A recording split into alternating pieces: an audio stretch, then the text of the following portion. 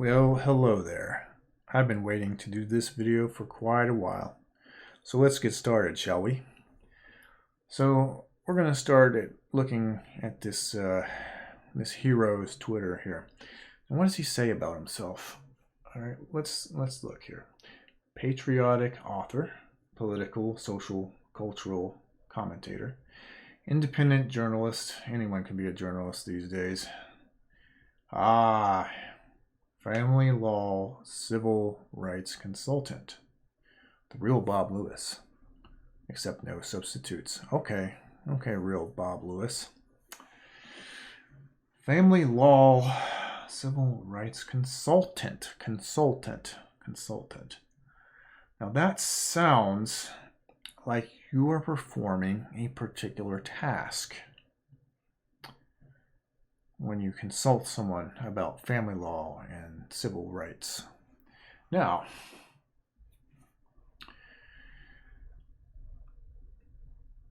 let's talk about what a legal consultant is, because that sounds a lot like what you're claiming to be. And for this, we will go to a website that most people who are legal professionals should be familiar with, Robert Half, as you can see. So we will skip past the irrelevant parts of this, and we're gonna check out what skills do you need to be a legal consultant. And we're gonna find out in the first few words what you need. Aside from a law degree and experience working as an attorney, consultants typically have foundational knowledge in one or more specialized areas.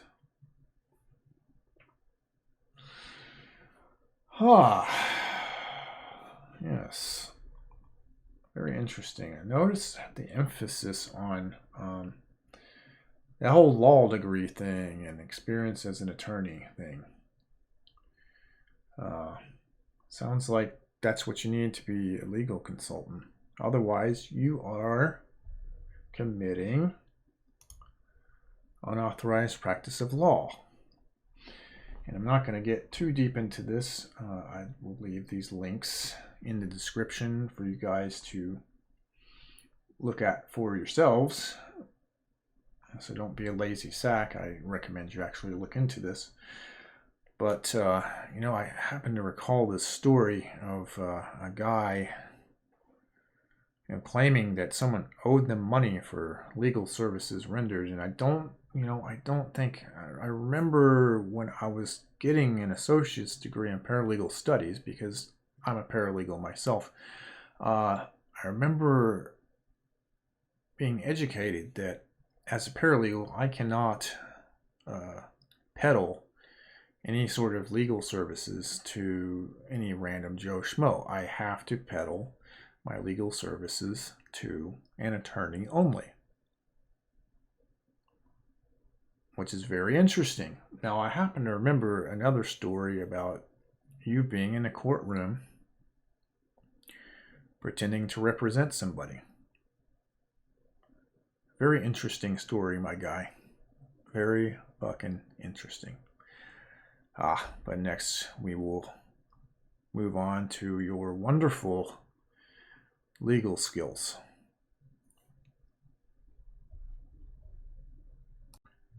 Okay, now let's take a look at what he's accomplished in his lawsuits. So this was interesting right here.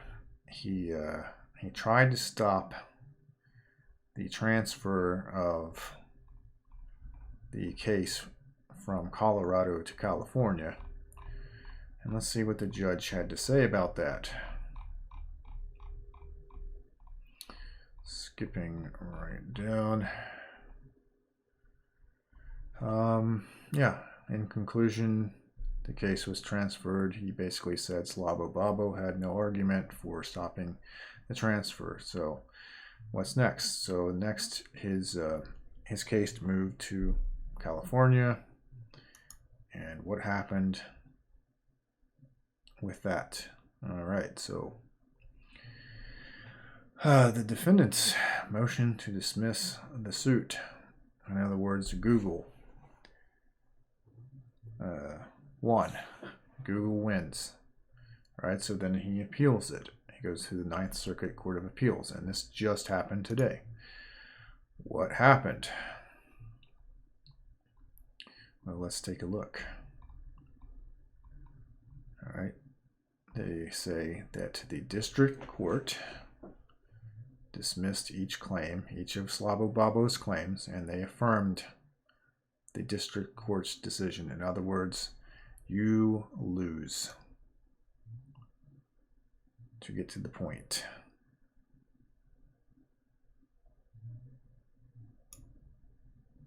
The district court properly found Lewis lacked standing to bring 2 claims, and we find, after de novo review, that he failed to adequately plead the remainder. So in other words, you lose. And you know what his next step is going to be. You know what his next grift is going to be, guys. He's going to probably start begging for money so he can take this to the Supreme Court with the same argument that got shitted on the entire time.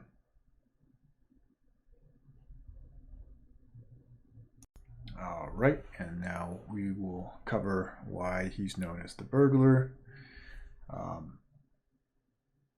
It's pretty obvious. Now, granted, he did this when he was about 17 years old. He committed burglary, but that makes him still a Class B felon nonetheless.